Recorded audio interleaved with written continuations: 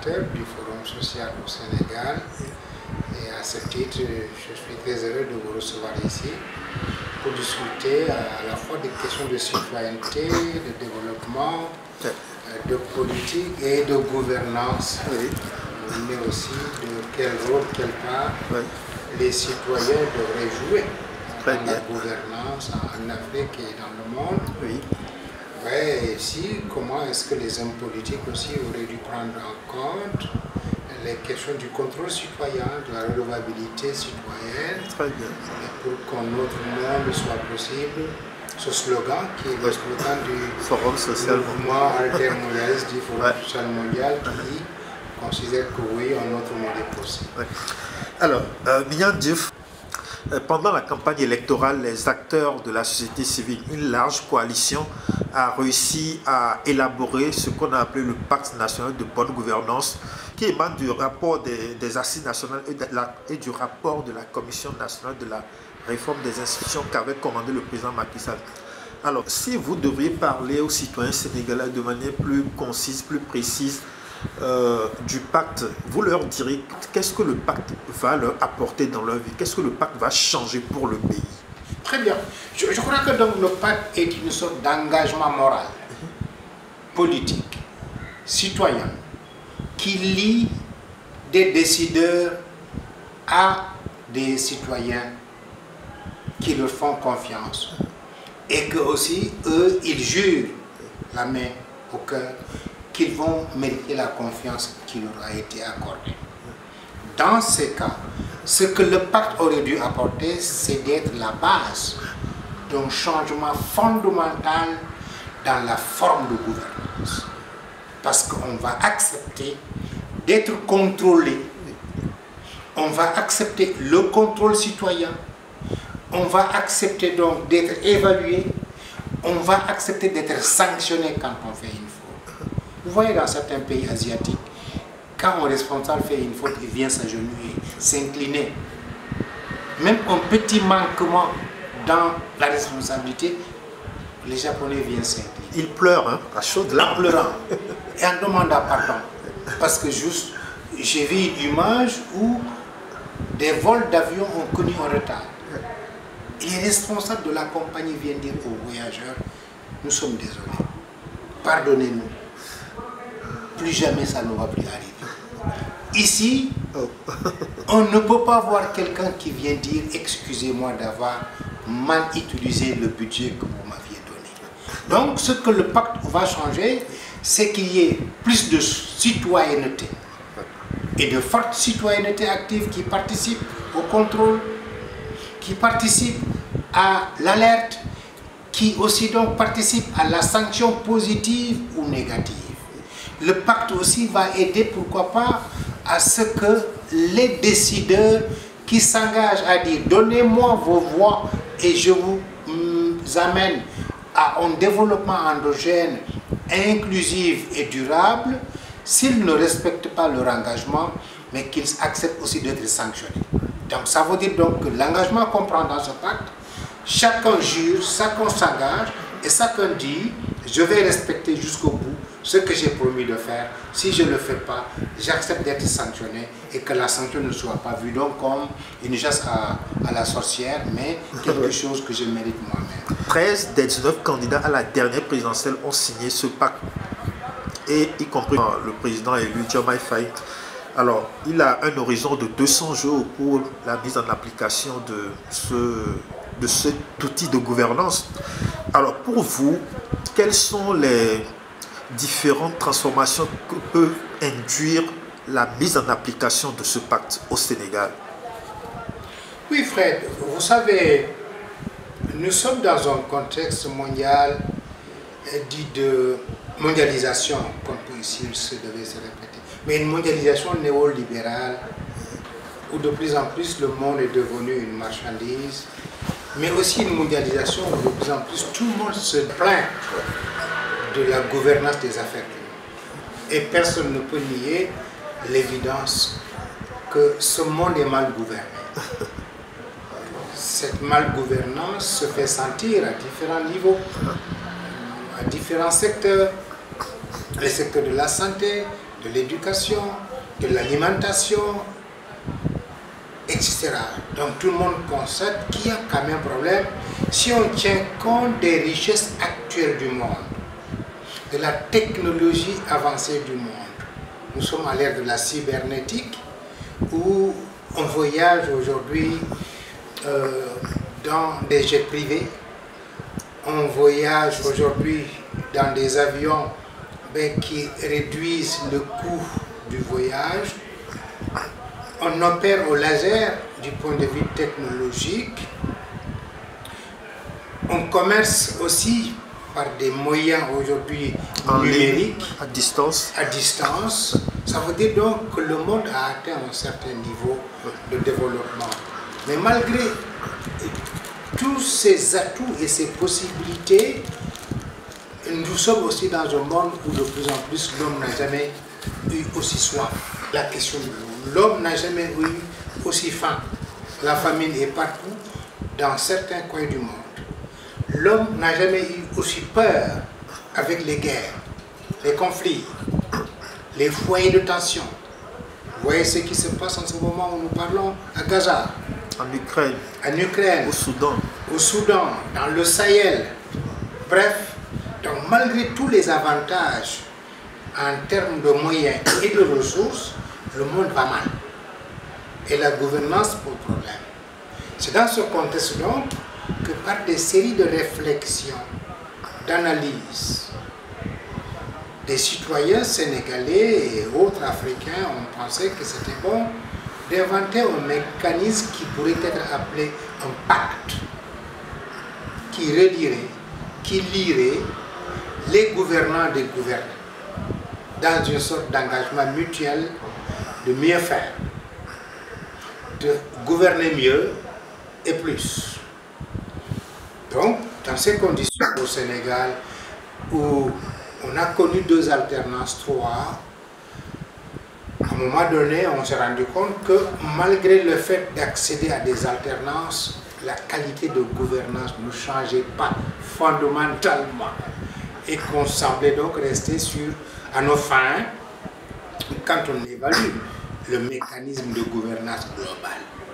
Et donc, de réflexion à réflexion, de rencontre à rencontre, d'assise en assise, il a été proposé un pacte qui donc pouvait être un pacte citoyen et politique qui permettrait à chacun de dire je m'engage, je jure que je vais faire mieux que ce qui a été fait en tant que dépositaire d'un pouvoir issu d'élections. Mais en même temps aussi de l'autre main, que les citoyens disent, moi aussi je m'engage à faire une veille citoyenne, un contrôle citoyen pour que les engagements que vous avez pris par la main droite, je puisse les contrôler aussi de la main gauche et que nos mains puissent se retrouver et se rencontrer. Ce pacte maintenant, comme vous avez dit, à l'approche des élections, des candidats l'ont signé, en promettant de l'appliquer, de le respecter et de le faire respecter pour que plus jamais nous retournions aussi dans des tourbillons de gouvernance où par moment le peuple, la majorité, ne s'y retrouvait pas, où ses intérêts n'ont pas été suffisamment pris en compte et où souvent un groupe prend en otage le peuple, le citoyen, le consommateur, et pour faire ce que bon lui semblait et qu'au bout du compte, personne n'y pouvait rien.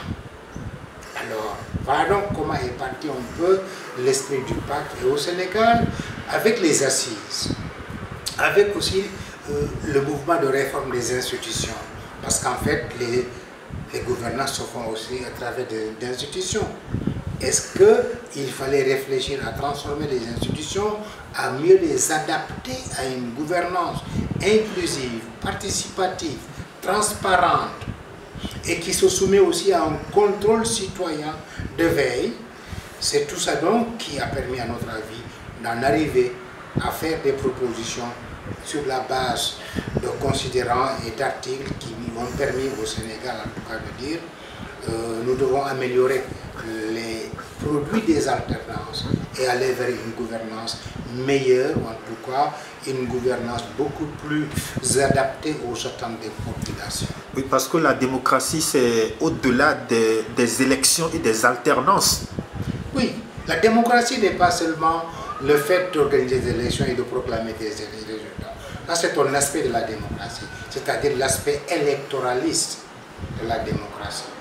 Mais nous avons souvent dit que le ventre mou de la démocratie en Afrique et un peu dans le monde, c'est l'incapacité à instaurer un mécanisme égalitaire basé sur la justice, le respect des droits et un partage équitable des biens et des services, de sorte que tout le monde s'y retrouve, non pas sur la base de faveur qu'on lui fait quelque part, non pas sur la base d'appartenance à une classe politique, mais parce qu'on est citoyen et tout court, et que tous les citoyens devraient avoir les mêmes droits, les mêmes avantages, les mêmes pouvoirs quand on parle de démocratie. Cette démocratie sociale qui respecte aussi le droit, la démocratie de justice, d'égalité, d'équité, de sorte que donc qu'on ne puisse pas constater qu'il y a des citoyens totalement à part et des citoyens entièrement à part,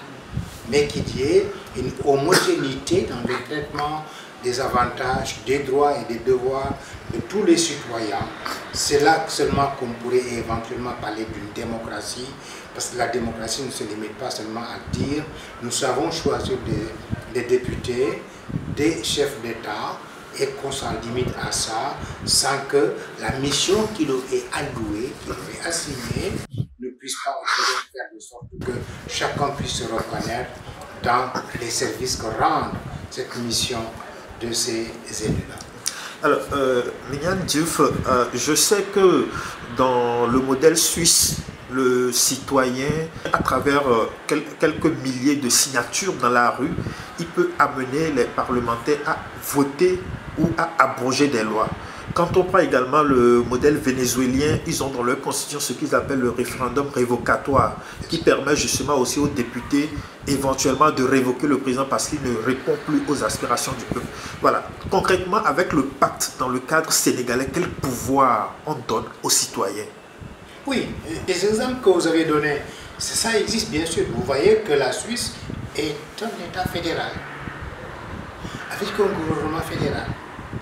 Mais dans les cantons de la Suisse, il est possible qu'un groupe de citoyens puisse se lever et dire « Nous ne sommes pas contents de l'État fédéral et nous voulons sanctionner parce que nous voulons des changements, parce que nous voulons améliorer. » Et ils le font sur la base d'une pétition tout de suite qui rassemble des voix et des positions qui est déposée à qui de droit pour que éventuellement des mesures soient prises. Ici en Afrique et dans beaucoup de pays du Sud et même du monde, il est difficile de faire valoir la voix du citoyen sur la base d'un constat d'insatisfaction. On vous réprime tout de suite. D'ailleurs, quand vous le faites, vous êtes considéré comme un opposant. Oui. Et l'opposant en Afrique, dans les démocraties africaines, il est réprimé, il est matraqué, il est gazé, il est emprisonné. Comme on en a vu ici récemment au Sénégal. Sénégal. On en a vu aussi, c'est dommage. Alors que donc, quand on donne à quelqu'un la mission de gérer les biens et services d'une communauté, cette personne doit être capable d'accepter, d'écouter la voix citoyenne, la voix de ceux à qui il est censé servir. Il faut donc, à notre avis, ici, qu'on arrive aussi à pouvoir être dans une démocratie où une pétition révocatrice puisse permettre de changer un élu qui soit local, qui soit communal, ou qu'on n'accepte pas de tenir en compte et de respecter aussi librement la voie de non-satisfaction ou de contestation de la façon de faire. Tant qu'on n'est pas arrivé, on n'est pas dans une dynamique de démocratie forte. Parce que je le dis encore, l'aspect juste électoral, c'est la partie la plus infime dans la démocratie. C'est pourquoi donc nous étions en train de dire, il faut donc que pour cela puisse être, qu'on arrive à un pacte. Le pacte où le citoyen dit, je vous confie quand même ma vie, je vous confie mes biens, je vous confie mon budget, je vous confie ma sécurité, ma santé, mon éducation, ma recherche d'emploi. Mais à condition aussi que vous acceptiez que quand vous n'êtes pas capable de le faire, que je puisse vous le notifier et vous dire, dès l'instant que vous n'êtes pas capable de répondre à mes besoins, je vous démets. Et je cherche quelqu'un d'autre ou d'autres personnes qui seraient disposées à répondre à la demande des citoyens. Mais tant que cette demande est perçue comme quelque chose d'illégal, d'anormal, ou jugée comme étant le fruit d'une position d'opposition, alors là, la démocratie, ça vacille. Ça n'est plus cela. On pense donc que désormais, le contrôle citoyen, une pétition révocatrice qui permet à des gens de montrer qu'ils ne sont pas satisfaits du gouverneur, du maire de la commune, du ministre de telle institution, du président lui-même, de tel député parlementaire de telle législature. Tant qu'on n'est pas arrivé à pouvoir accepter cela, on n'est pas dans une position où et l'élu, et le délégataire, et le citoyen, que chacun puisse s'engager à dire « je respecte les engagements que j'ai pris ». Je respecte aussi donc le fait de dire je vais servir les autres, mais aussi que ceux qui sont appelés à être servis, s'ils sont mal servis, qu'ils aient le devoir, le pouvoir, la capacité de le faire entendre et d'arriver à ce qu'il y ait des rectifications dans la façon dont ils sont gérés eux-mêmes, la façon dont ils sont cuisinés, comme disent certains, par moments certains.